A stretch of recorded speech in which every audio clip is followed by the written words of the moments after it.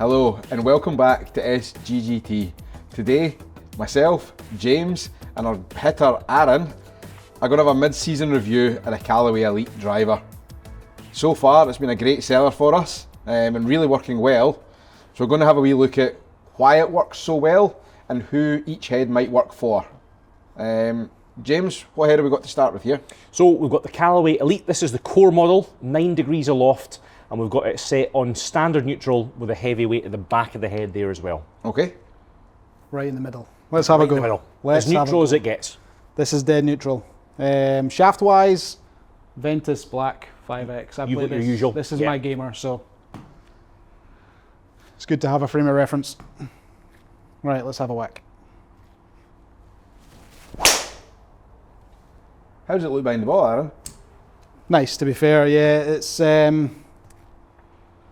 really quite flat to the ground, quite far back, stretched back. It's all built around forgiveness. Yeah. It's the core model, so it's kind of, there is a more upright one, we'll get into that, but it's kind of built on what AI Smoke was last year. Take the success of a good product and just try and squeeze a little bit more out of it, isn't it? Yeah. Definitely. Who's this head suiting, James? What are we seeing in fitting sessions? It really fits everyone. It's a really versatile head. What I find with this one, there's a 13 gram weight that's at the back of the head, and they launch a little bit higher than their loft would suggest. Okay. So if I've got a golfer who maybe kind of struggles to get the ball up in the air a little bit, there's certain heads in the matrix that they just work. And the Callaway AI Smoke last year was definitely one of those. They launched a little bit higher than their loft would suggest. But they don't actually spin all that much either. And I found Elite, the sort of normal core head, really to be the same sort of thing. It's been brilliant to fit with. Okay. It allows us to kind of get a little bit higher launch without having to add loft, so you can Exactly. keep some ball speed on it. Exactly. And it's been a success that way. Yeah, good. Cheat code. What's that phrase, James? Get in the air juice.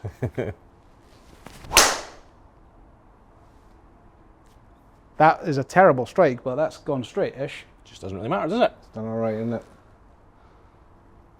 307 yards in the middle for a bad one. You take it. I'd kill for it. What I've always liked about the Callaway is when you're framing the ball, they've got that little, their chevron right on the top, right on the crown there. Just a nice way to frame the ball.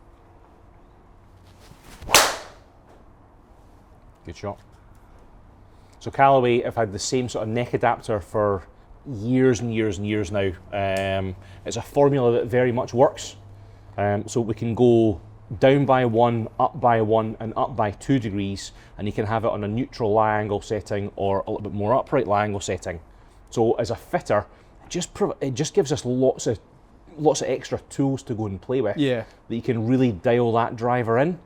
But like, it's a tool for us. It's not necessarily a tool for the golfer to take back home again that all of us need to footer about with your new golf club. We can then set that all up for you in the fitting. As we're in fittings and kind of post-fitting, if we do need to change it, it's a dual cog. Yes. So you keep that SST shaft puring that we do, and it stays in the same position all the time. So it's good that way as well. Strike. Shall we try Elite X, James, and see what it does in comparison? Aye. Let's give it a couple of goes. So what? I'll let you change it first. So what's the story with this? What are we expecting to see? Elite to Elite X, what's the difference going to be? So the Elite X is a little bit more upright lie angle. So this, kind of on paper, this is like the draw bias driver. Okay. We've got a weight in the neutral position, so just exactly the same as normal Elite, but we've also got a draw position and there's no fade. Okay. So from a weight point of view, the weight's going to be in the same place, it's all in the back, but this lie angle is a bit more upright, so there's going to be a little bit more draw bias kind of built in that way. Does that little weight saving allow them to make the back weight heavier, or is it the same weight? Same weight, Is it? same sort of 13 grams. I'm learning as well. Behind the ball, Aaron, how does it look? It looks like it's a little bit more stretched out, Okay. so a little bit further back in terms of profile, almost as if someone's just stood on it a little bit more. Okay. I'm not sure that's what they do at Callaway, but it's what they do. Is that not the technical term? It's not quite a technical term here. In the R&D office, they've got somebody with a pair of size 10s. Same chevron on top. It doesn't look all that different on kind of looking down, just maybe a little bit of a bigger footprint. And who are we finding playing this head this year, James? If a golfer struggles going a little bit too far right, that more upright product, it's just a wee bit easier to turn over. And then you've got the opportunity to put the weight in the heel as well. Yes, that's it. So we can put weight in the heel, and we can make it a little bit more upright through the sleeve. Okay. Right, let's have a go. I'm not going to change how I swing. I'm just going to. Yeah, you be you. Let's see. I'm just going to let it happen. Aaron's kind of normal ball flight on the golf course is more to the left-hand side. So in any and every fitting we do, we talk about how can we eliminate the left. This one's not quite going to be for you, but that was absolutely pumped. We want to talk about how good that was. Cheesy peeps. A no-spin bomber. Aaron ate Sweet Bix this morning. That was nice.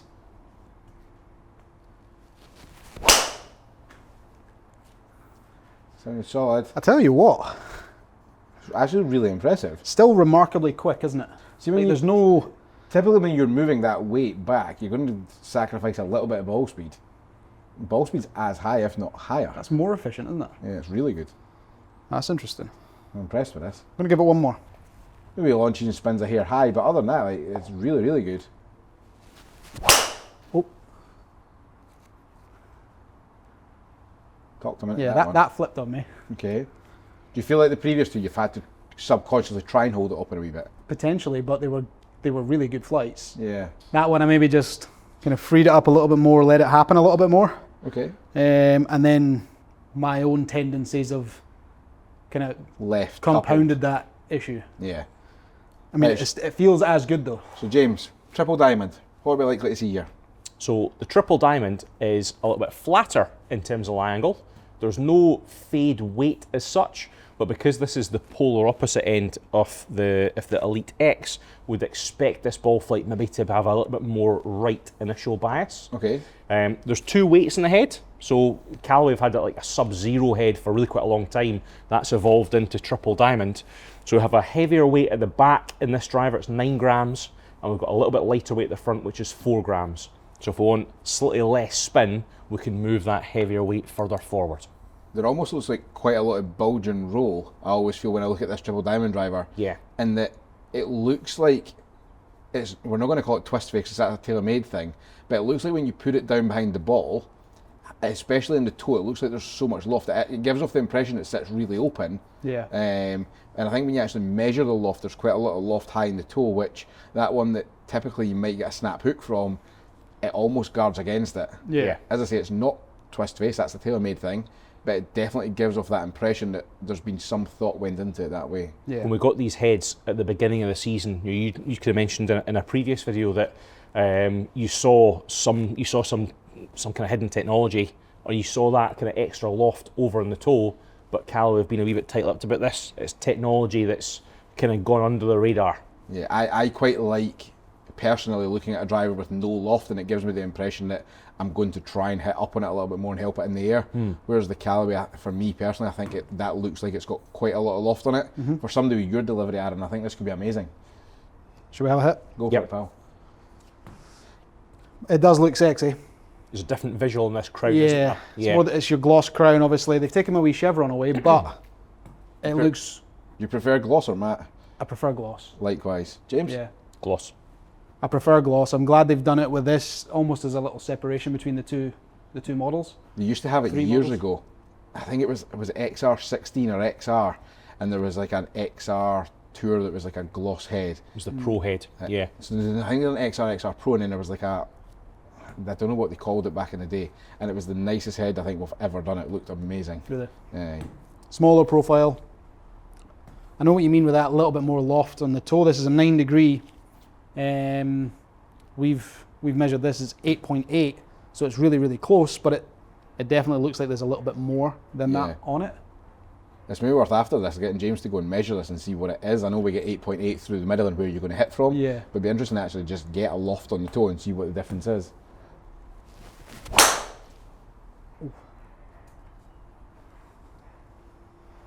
So strike itself wasn't good, not as forgiving, so you can see the drop off in ball speed, but it's also wanted to hold itself on line. Yeah. Rather than that left miss that you previously had. Call that a good bad one. It's a very good bad one. I didn't turn there at all.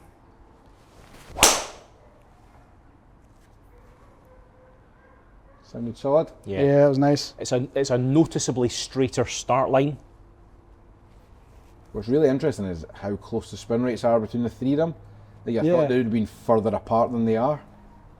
I think that's kind of one of the things we've seen across the board with all these manufacturers now, that the triple diamond or like the LS heads, they've all actually had a little bit more spin than we've had previously. Yeah. And the core models, the spin has then ticked down the way, and whatever the kind of draw or X models, they've all kind of ticked down the way a little bit at the same time. It's just easier to close the face, isn't it? If you've got a more closed face at impact, it's going to spin less. Yeah. So that can be a part of it as well.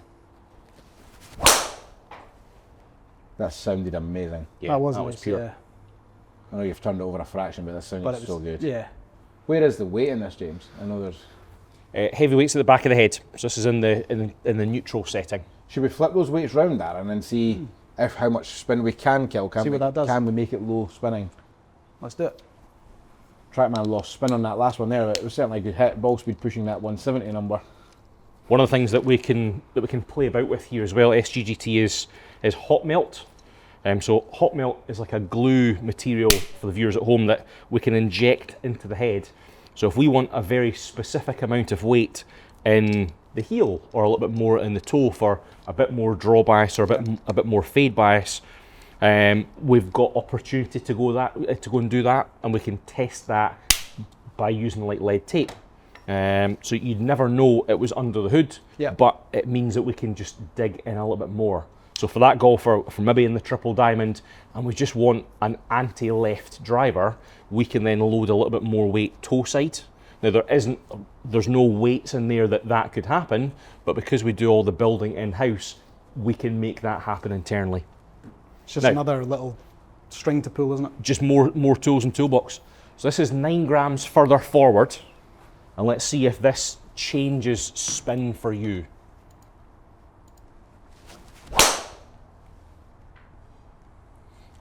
Jumpy. That was nice. Yeah, very good. Spin rate 2-2. So it did have that desired effect of moving the weights. Now we're talking. There's the golf shot. Now we're talking. That's exactly that shot you were talking about that comes out the toe. You expect that to go that way. Yeah.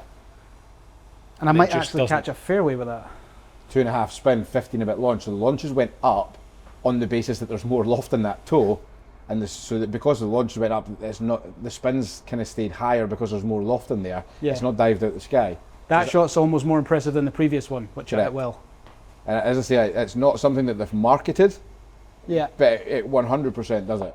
I wonder if there's a patent there or a marketing thing that they just don't want to. It's maybe a story to be told at some stage. What's the story with your pinky? Just remembering about stories. I damaged the tendon in my pinky, so every shot is a posh shot.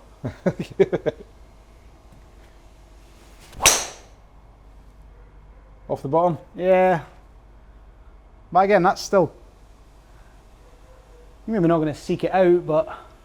You can definitely see like the bad one wants to go the right direction. Yeah. You can also see that low out the face in relation to the other heads, spin rate definitely jumps up massively. So there's your bit forgiving that we would speak about, the drop off in ball speed, that spin rate popping up. So there's definitely, you can see where the extra forgiveness comes from the other heads, but the direction from this head, and it's picking your poison. Do you want the spin rate to be kind of more consistent, or do you want the direction that this head gives you? You don't mind if it's going to spin a little bit more if you're going to hold the fairway. Yeah, totally. I think one of the sort of big differences with a triple diamond head over the core and over the X is the face is deeper, so it's maybe a little bit easier to catch that one slightly low down. Why did they change it from Sub-Zero to triple diamond? I know the answer to that if you want it. So it's no longer Sub-Zero. So Sub-Zero was on the Y-axis. No, it's not. It's on the X-axis. It's just they said, aye. Tell us, Aaron. Sub-Zero. Hold on a minute. Hold the bus here. You know something that James doesn't he? Love it. Go for it. It's your time to shine. The reason it was called Sub-Zero is if you turn it that way, the center of gravity of the head was actually below the x-axis 0 point. Okay. So it was sitting a bit higher in the head when you turned it that way. Okay. So that's why it was called Sub-Zero, lower spinning. The triple diamonds now, they've managed to play with the center of gravity so much that they don't need that center of gravity to be that high. So see, sorry, just before you keep going, us golfers that don't understand the technology, so with the old Sub-Zero, would you have had to hit it high out the face to get the benefit? There would have been a benefit in hitting it high in the face. Okay. Yeah. And Sub-Zero was really designed to like properly kill spin as well. Yeah. So if, again, looking at these drivers, the drivers that we had 6 and 7 years ago, like the LS models, they were really designed to properly kill spin. So you could have those absolute rocket launcher drives, but you could also have those ones that went sideways really for no reason. Yeah. There was more volatility in there, wasn't there? Yeah, completely. There could be the bomb, but there could also be the proper sideways blow up at the same time. So the triple diamonds are more forgiving whilst keeping the spin nice and low. Okay. I'll set you up for failure there, Sir James, sorry. That's all right. Sounded more like it. Yeah. Beautiful golf shot. Like that shape. It's nice to look down on. It gives me the direction, which is the important part. It's killed that spin as well, I think. Right, James, just some numbers quickly. Aaron, see when we were looking at that triple diamond to start with, the numbers weren't necessarily bad. Ball speed 165, 166. And changing the weights round, what we've done is we've managed to find a little bit more ball speed and ultimately killed spin by, it's as little as 300 RPMs, but it's been enough to find you another 7 yards through the air and 10 yards in total, flatten out that trajectory by kind of 9 feet. So definitely worth kind of fine tuning a little bit there as well for you. When you're talking about those, you're only talking about 5 grams, but that's the impact it has. Yeah, it's for something that seems so minimal. You've taken a driver that was good and made it really good. So the Elite X that you were hitting really, really nicely. I quite like that. Which they had a couple left, which kind of killed spin. So the average number looks like it's a little bit lower than it actually is. Yes, definitely. I think triple diamond from a directional standpoint. Yeah. And we've got a dispersion there as well, James, when we're at it. What's really interesting here is triple diamond with a heavyweight forward. There was one you hit to the right hand side, but the other two noticeably down the middle. The triple diamond standard with the weights where they were, the blue circle, pretty good. The standard elite, you can see it again, wanted to go down the middle. There was one that dropped off that were probably a little bit unfair on the numbers with. If that one was to come out again, it's pretty good. And then you can see the Elite X in that yellow circle that it wants to favour that left hand side. Even the good one was down the left half, and then you got the one that you turned over, and then away it went. But really, really good. Yeah, phenomenal. That triple diamond looks how I want a driver to look. Gloss crown, really clean. You've got the little Elite logo there, but I mean, if you're looking at the top of the crown, you don't even see it. So that looks the nicest out of the 3 to my eye, personally. So really easy to see why it is one of the best-selling drivers of 2025 then. Yeah, it's been so good for us this year. Yeah, good. Brilliant. Well, thank you very much for your time, gents. And thank you very much to everybody for watching. For more great content, please like and subscribe to the channel. And to book in for your own driver fitting, try Callaway Elite and any other brand that we have, please head over to the website at sggt.co.uk, and we hope to see you all soon. Thank you.